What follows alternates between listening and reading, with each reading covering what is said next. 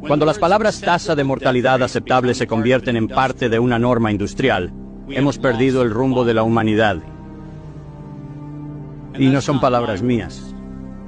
Esas fueron las palabras de la Organización Mundial de la Salud y de Pfizer y de Moderna, cuando se les dio la autorización para iniciar el proceso de matar a seres humanos con el fin de alcanzar sus objetivos. Se trata de un cártel criminal. Estamos actuando como si la Organización Mundial de la Salud tuviera algún beneficio significativo o favorable que no podemos entender completamente o que no es evidente a simple vista. Pues bien, voy a decirles que desde su formación en 1940, la Organización Mundial de la Salud no ha sido más que un cártel criminal que tiene una única y singular intención. Y les voy a mostrar el documento que prueba lo que estoy diciendo. Esto no es una alegación. Esto es demostrable por sus propias palabras escritas por sus propias manos. Y utilizan un proceso de 4 pasos para ejecutar cada uno de sus nefastos planes. Empiezan planeando un ejercicio, luego se dedican a financiar ese ejercicio, luego crean la justificación de lo que van a hacer, y luego lo despliegan y se benefician de ello. Y en violación de la sección 19 del Código 15 de Estados Unidos, que casualmente comenzó con la ley antimonopolio de Clayton en 1913, el mismo año que los precursores de la Organización Mundial de la Salud, también comenzaron en Estados Unidos. Así que es fascinante que se aprobara la ley Clayton en 1913 y que a su vez se pusiera en marcha la conspiración criminal que ahora llamamos la Organización Mundial de la Salud, 110 años después.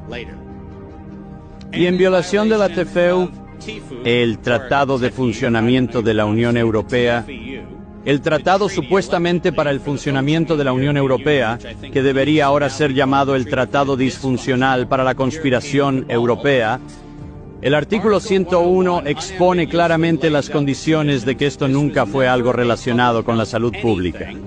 Fue una actividad delictiva con el propósito de infundir terror, para adaptar el comportamiento de una población. Y punto. Eso es lo que fue. Eso es lo que siempre fue. Y podemos inventar todos los argumentos teóricos que queramos sobre este asunto. Pero el problema, incluso con la teoría de que tuvimos un brote de algo, es falso por los datos de Zurich que nos muestran que en el año de la pandemia global hubo menos muertes que las reportadas. Y las compañías de seguros de vida pagaron $30.000 millones menos en reclamaciones. Ahora, si hay un profesional médico o un profesional social o cualquier otra persona que quiera debatir, si es que pudiéramos desarrollar un virus suficientemente capaz de averiguar tu cuenta bancaria, los extractos de tu póliza de seguros, y si estás al día en el pago de tus cuotas, eso sería mucho pedir. Resulta que los datos son inequívocos. No tuvimos una pandemia. Tuvimos un genocidio y tenemos que llamarlo por su nombre. Cuando digo que fue planeado, asegurémonos de que entendamos exactamente la letra no tan pequeña de la letra pequeña. Y quiero llamar su atención primero sobre la columna derecha de la diapositiva. Esto es lo que la Organización Mundial de la Salud, el Wellcome Trust, PATH y la Fundación Gates hicieron en su maravilloso programa mundial para una vacuna contra la malaria para niños menores de 6 meses de edad. Y en su ensayo clínico es útil señalar que asesinaron a 66 niños en el grupo de la vacuna y luego astutamente usaron el término control para un grupo de control en el que asesinaron a 28 niños. Ahora la razón por la que dije asesinados y la razón por la que uso ese término es porque es exactamente lo que pasó. Porque resulta que este grupo de control no se trataba solo de una inyección de suero salino ni de algo inocente, sino de un cóctel de inyecciones con enfermedades conocidas. También se sospechaba que el grupo de control experimental había causado la muerte de las personas involucradas. Y a pesar de esto, continuaron y resultaron en la muerte de todos ellos. Y astutamente bajo el artículo 5, sección 13 que he puesto en esta diapositiva, quiero que entiendan por qué dije en su formación en 1947. Cuando la OMS fue financiada y fundada por personas con la intención de cometer un crimen debido a su propio lenguaje. La sección 13 del artículo 5 termina con la siguiente declaración: inmunidad de arresto o detención personal, inmunidad de proceso legal de todo tipo. Ahora, si no tenían la intención de cometer un delito, ¿por qué necesitaron darse a sí mismos permanente y absoluta inmunidad de toda forma de enjuiciamiento y, lo que es peor, incluso de todo tipo de investigación para el enjuiciamiento? La gente pretende que eso es como la inmunidad diplomática. ¿Se dan cuenta de que esto ni siquiera cumple con el estándar de inmunidad diplomática? Esta es una organización criminal que puso en marcha sus propias leyes para protegerse a sí mismos contra crímenes que sabían que iban a cometer. Y cuando digo que lo sabían, quiero decir que eran conscientes de lo que hacían. Porque el doctor René Sant, precursor y fundador de la OMS, quien fue prisionero por los alemanes en Dachau antes de 1940. Y en 1947, misteriosamente junto a la gran organización Rockefeller, fue financiado para fundar la Organización Mundial de la Salud. Y en 5 cortos años, René Sant decidió autorizar por escrito el verdadero propósito de la OMS por el entonces director general Dr. Brock Chisholm, que abogaba por el control de la población como objetivo principal. ¿A alguien le suena esto como salud pública? Esto no es salud pública. Se trata del avance del mismo programa genocida que comenzó con la financiación por parte de la Fundación Carnegie de la Oficina de Eugenesia de Cold Spring Labs en Estados Unidos en 1913 bajo la filantropía de Andrew Carnegie. Gente, dejen de engañarse. Debatimos las hojas del árbol de lo que llamamos esta cosa pandémica, pero no vamos a la raíz. Esta fue una entidad de crimen organizado creada para darse primero inmunidad absoluta y luego ejecutar sus planes para asegurarse de controlar quién vive, quién muere y quién tiene alguna oportunidad en la vida.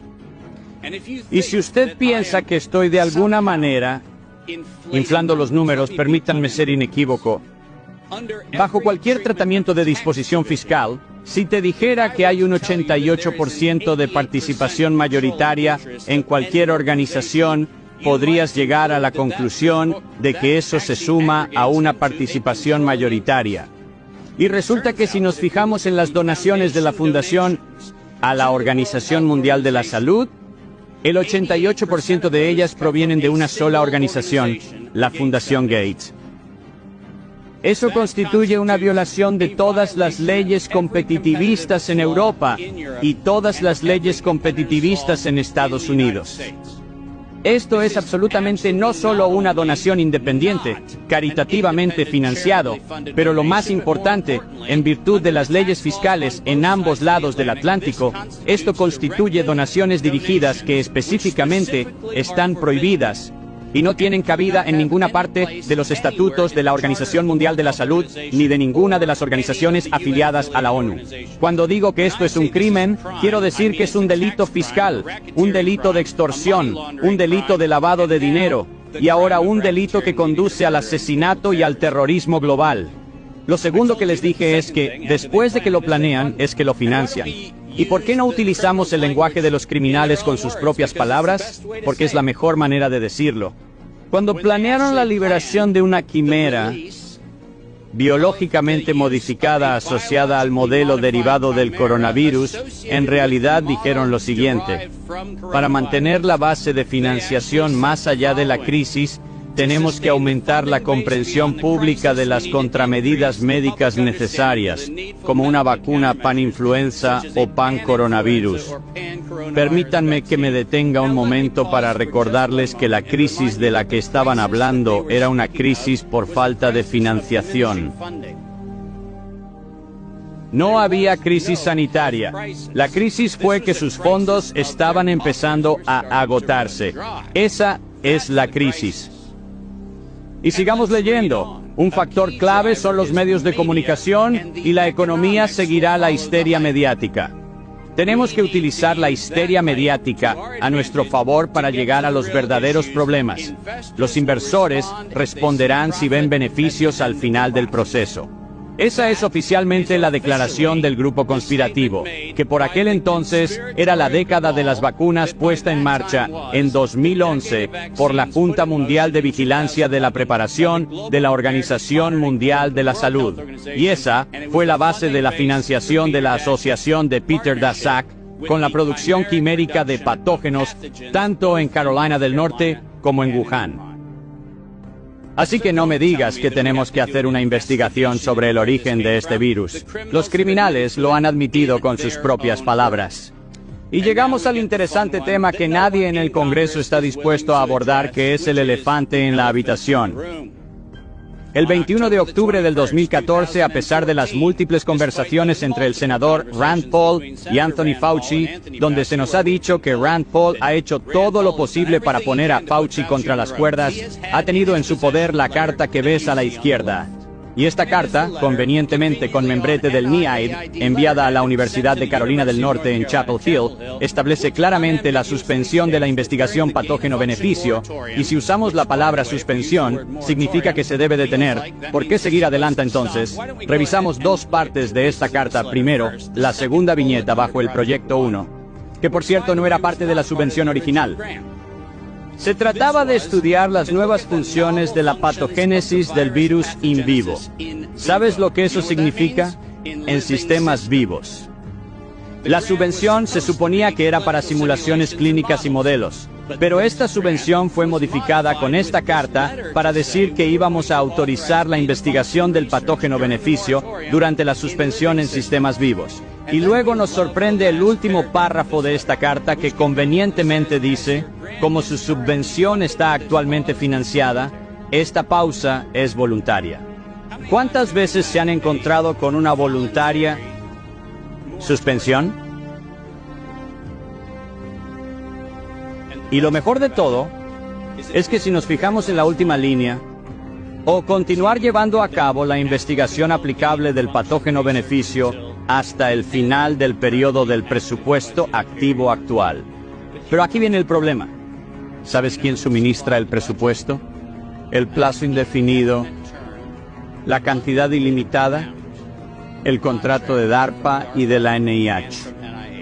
No es cómodo tener un proyecto financiado perpetuamente que tiene que parar cuando se acaba el dinero, cuando descubres que no hay ningún punto en el que se acabe el dinero, porque no hay final para la cosa que no tiene final.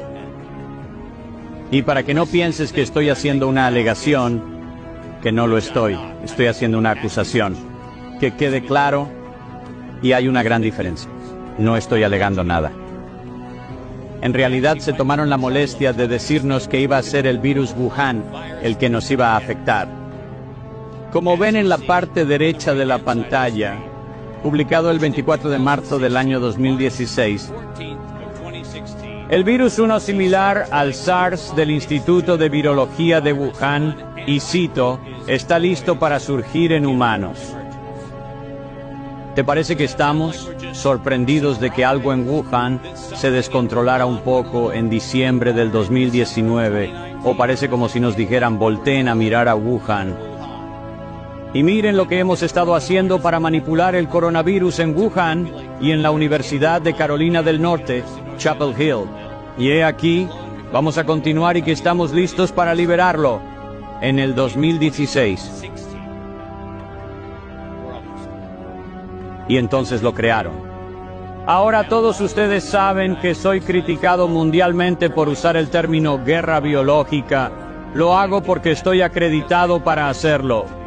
Resulta que fui para el gobierno de los Estados Unidos a principios del 2000 y finales de los 90 una persona que fue enviada por todo el mundo para examinar la proliferación de armas biológicas y químicas.